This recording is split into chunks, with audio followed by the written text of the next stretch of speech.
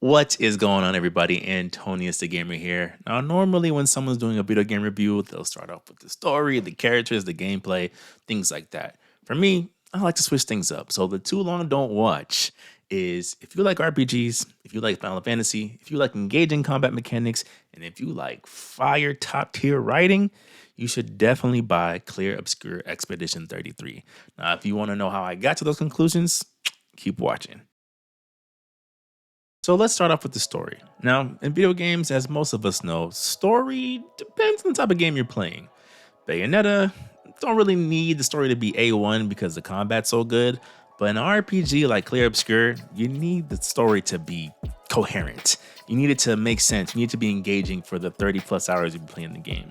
And what I will say is that the story is all of those things. It starts off with a very familiar premise, right? A bunch of gathered heroes come together to try to save the world from an impending crisis, right? We've all been there before, especially if you played games in the past 10 years, right? You've at least come across that plot point at least one time. But what Claire does differently is it unveils, it's like a RPG onion, if that makes sense. Like they peel back the layers of little things that they kind of hint at, allude to, speak to when it comes to the story. And as you get more engaged in the story, you're rewarded with more information and more lore that ties into the overall story. And that is one thing that I will say that I think resonates with most people, why they're giving it such a high recommendation, why it's a must-play game of the year 2025 contender, is there is nothing, or if there is, there's very few little things wasted when it comes to story details. Everything that they're saying has purpose, every little piece of lore has meaning, and everything that you unravel and peel back the layer wise has something that continues to hook you in.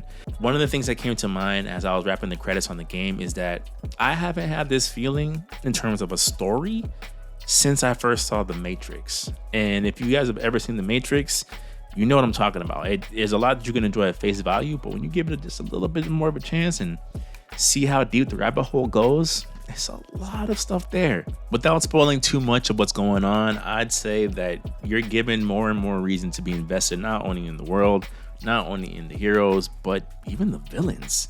And that's something that doesn't happen very often in games, period, much less in RPG.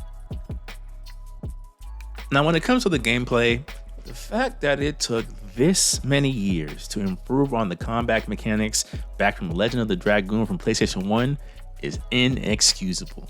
People argue back and forth whether or not the Final Fantasy 16 or the Final Fantasy 7 remake and rebirth take on action mechanics or what works. People like traditional turn-based RPGs. They don't want to do all the action-based stuff.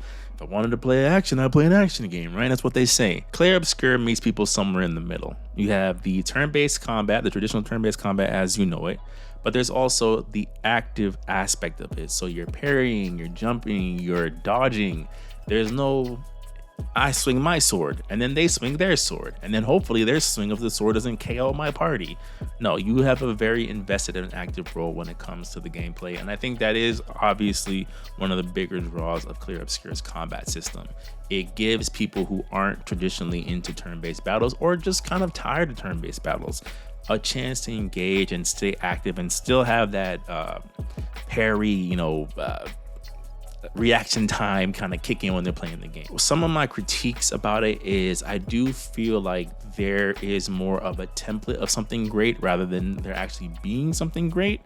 And when I say that, I mean, there's obviously, you can go on YouTube, you can see builds where you can essentially break the game and do all types of absurd damage, and that's really cool. But I think there's something, especially when it comes to the Picto system, that's a little bit too scattered all over the place of without kind of consulting a guide, without kind of looking up builds and things like that. You're not really, unless you're just naturally inclined to those things, you're not really given a lot of incentive to unlock more and more powerful upgrades to your character's stats. There's a couple of key things that you'll need pretty much for the most of the game. And to be honest, you can get through about 75% of at least the main story without switching those builds. And I think that just speaks to the lack of given the amount of customizable things, it speaks to the lack of true variety when it comes to combat approaches, in my opinion. And not only the customizable traits, but also the weapons. I found myself about halfway through the game with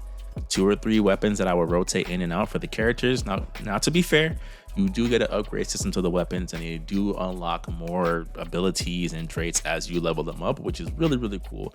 That being said, again, there's a clear difference between what's like a top tier weapon and kind of, I'll use this until I can get something better. It doesn't quite have, or maybe it has, I haven't platinumed the game yet, but it doesn't quite have what you would have in like a Final Fantasy where like there's an ultimate weapon, so to speak.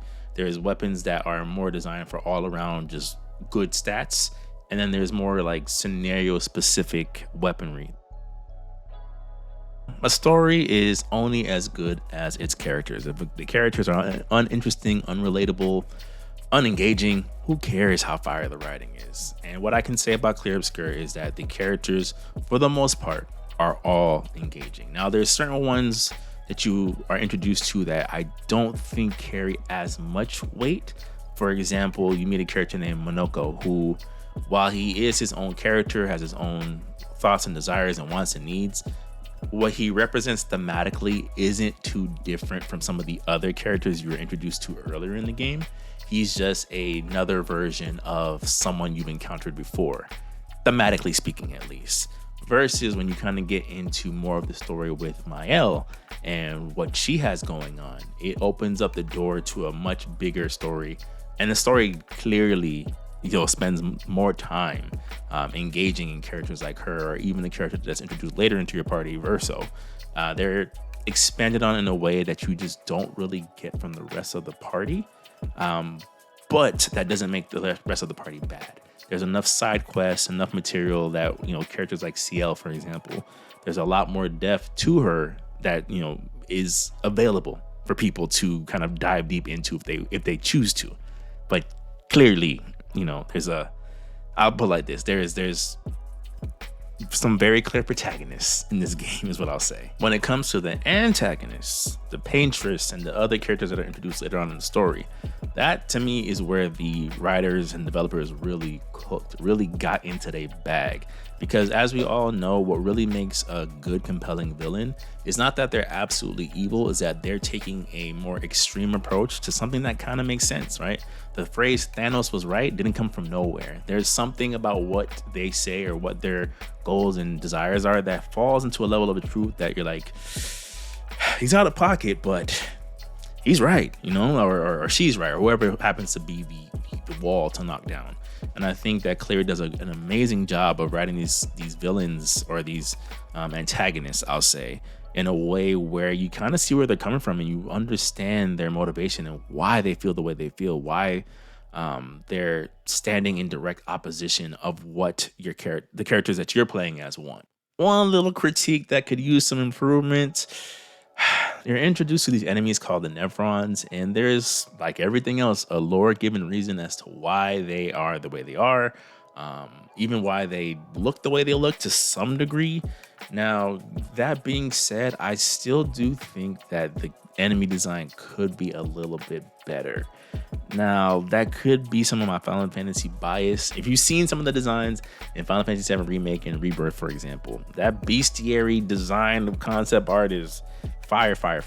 Whereas with the Nevrons, they're cool. There's a couple ones that are very, very unique, but there's almost like this obscure painting of where you're hitting very broad strokes of design that I think could just be refined moving forward.